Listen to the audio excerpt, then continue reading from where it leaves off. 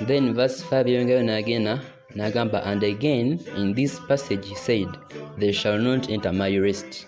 Since therefore it remains for some to enter it, and those who formerly received the good news failed to enter it because of disobedience. So agamba nti kitegeeza bw'oba otundire that passage agamba they shall, verse 5, and again in this passage he said, they shall not enter my rest. Kati olw'omuka agamba since therefore it remains for some to enter it, nti kubanga nti ekitegeeza nti kisigaddewo, nti ekiraga nti kitegeeza kisigaddewo olw'abantu abamu okukiyingira, kubanga ababaasa okukiweebwa tebakiyingira olw'obutakkiriza oba olw'obujeemu, because of disobedience. Then verse 7 to 8 it is, so verse 7 to 8 is this view he proceeds to confirm.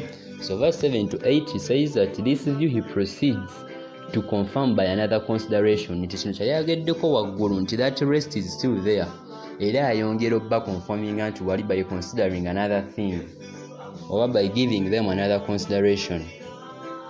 Kati abagamba 7 to 8, again he appoints a certain day, today, saying through David so long afterward in the words already quoted, today, if you hear this voice, do not harden your hearts.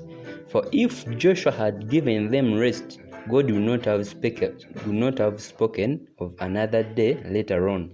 Kalwane na abalaga nti that day oba that rest still remains. Kati abagamba bwati nga bwagambye waneno kaliwo tunulidde verse 7. Verse 7 there is a quotation. He quotes a certain scripture from the Old Testament. Agamba, that is Psalms 97 verse 7. Egamba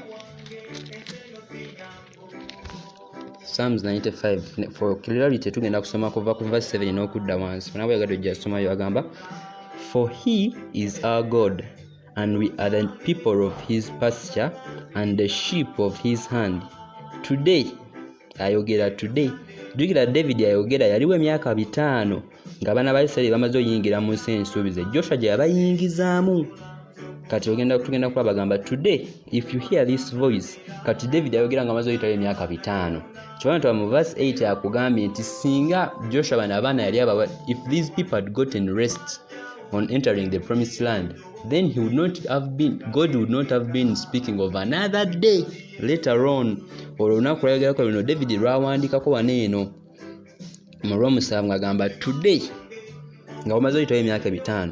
Kati agamba nti ekitegeeza n'abantu wadde bayingira the promised land, they never got into that, or they never got what is contemplated as the rest of God. Kyovalaba nti he speaks of another day waneeno mu David nga amaze okutayo emyaka 5. Agamba today if you hear this voice, do not harden your hearts as at Meribah, as on the day at Massa in the wilderness, when your fathers put me to test and put me to the proof, though they had seen my work. For 40 years I loathed loathed that generation, and said, they are a people who go astray in their heart, and they have not known my ways. Therefore I saw in my wrath that they shall not enter my rest. That is verse 90. That is chapter 95 of Psalms.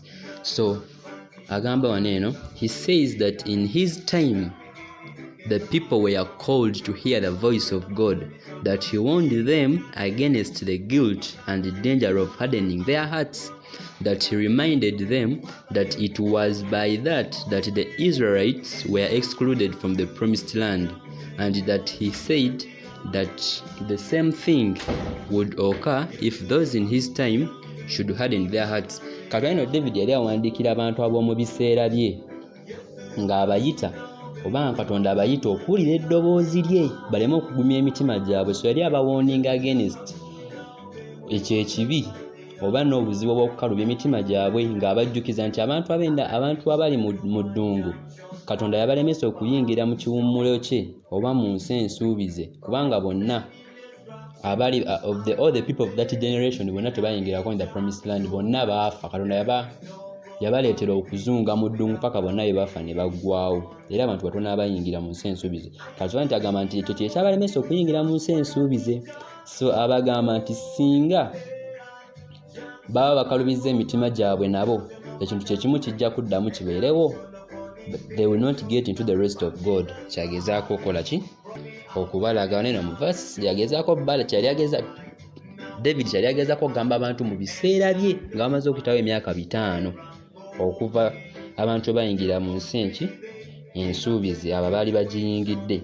Kati kyomanya mu chapter 10 ey'okuna Paul agezaako okunnyonnyola at length that rest which God was talking about, abantu to which people were being called, to which he was calling people. Kati neno Paul agezaako okubannyonnyola abagamba nti that rest is still there, but if you're not careful you may fail to reach it. Nga bwe twali eri waggulu, kubanga n'abantu ab'endagaano enkadde amawulire amalungi gajja gye bali ninamwe ne balemererwa okukola ki? Okukiyingiramu ekyo ekiwummulo, era amawulire ago tegaabagasa lwa nsonga tebalina kukkiriza. Naye agamba nti naye ffe abakkiriza tuyingira mu kiwummulo ekyo, era balaga nti ekiwummulo ekyo kikyaliwo kubanga bali tebakola ki? Tebasobola kiyingira. Kati abawooninga baneeno, era abawa n'obukakafu lwaki kikyaliwo nga bwe tulabye okuva ku verse 3 paka wano ku verse 6 then 7 to 8. Kati for verse 8, verse 8 egamba, for if Joshua had given them rest, God would not have spoken of another day later on. Nga bwe tulabye that day yali ayogerako mu David 95 verse 7. Kati verse 8 is conclusive, kugamba agezaako okoncludinga kyabadde abalaga nti that rest is still there. Is concluding abalaga nti kati agamba if it is conclusive, for if Joshua had given them all the rest that was contemplated, then David would not have spoken as he did in the danger of being excluded from it in his time. Nti singa Joshua ayawadde banene abantu emirembe gyonna egyogerwako mu kubayingiza ensi ensuubize, kye bategeeza nti babayingira ensi ensuubize singa yali abawadde emirembe gyonna mu kubayingiza ensi ensuubize, then David teyandiyogedde ku the possibility of missing out oba the danger of being excluded from it mu biseera bye. Kitegeeza when they entered the promised land, they did not get into what was meant as the rest of God. So that rest was still there. Then verse 9 comes to the conclusion that there must still remain a rest for the people of God, a rest to which they were invited and which they were in danger of losing it by unbelief. Kati olunyiriri lw'omwenda abalaga nti akonkuludinga nti that rest ekyaliwo ku lw'abantu ba Katonda, era abantu bali bayitibwa okujja into that rest, but there was a danger of losing it by unbelief. If you have unbelief, obviously you are going to miss out on that rest. Verse 9 agamba, so then there remains a Sabbath rest for the people of God. Kati verse 9 akoncludinga kyabadde abagamba neeno kyabadde demonstrating that rest is there. Agamba, so then there remains a Sabbath rest for the people of God. Abalaga nti ekyakola ki? That rest is still there. Kyabadde agezaako kola ki? Okubalaga. Kati olw'okuba yali amaze okubalaga nti that rest is still there, yalina okubawoninga. Kati verse 10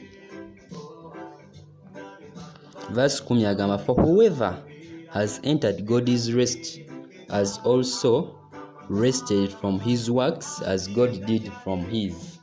Kati olwo tunuulidde verse 10, you get that this rest is spiritual, it is not physical. This rest is spiritual, and probably it could be the rest which we shall get in heaven or in the world to come. After what? After here. Kubanga agamba, for whoever has entered God's rest has also rested from his works as God did from his. Kati agamba, since there is danger coming short of it, the apostle urges them in verse 11 to make every effort to enter into it. Kati olw'okuba nti Paul yali awandiika bano abantu ab'Ebbulaniya nga baagala nga agezaako bawoninga kati olw'okuba nti there was danger of losing this rest okuba nti tulabye nti nno there is danger of losing it by unbelief kati agezaako bawoninga kati wano mu verse eziddako oba verse 11 abawoninga abakubiriza nti bafube nnyo baleme okumissinga out on that rest. So kiba nti abagamba let us therefore strive to enter that rest so that no one may fall by the same sort of disobedience nga bali bajjajja baabwe bwe bakola mu ddungu kati agezaako bakubiriza. Then verse 12 mpaka ku 13 agattako kubanga 12-13 he adds a consideration to quicken them to earnest effort and anxious care lest they should be deceived and should fail of it, the fact that God cannot be deceived. Kati jukira wano po abakubiriza nti bafube that they should labor to enter into that rest. Naye nga to enter into this rest kubanga po abakubiriza okuyingira into this rest abagamba to labor of which yali abakubiriza bave ku Jewish religion badde ku Christian religion. Ate mu kujja mu Christian religion baleme kuma bukomyawo wabula bakolenga Christian religion bwe ba requiringa kati okugezaako okubalaga nti nno oba okumenya sure nti nno they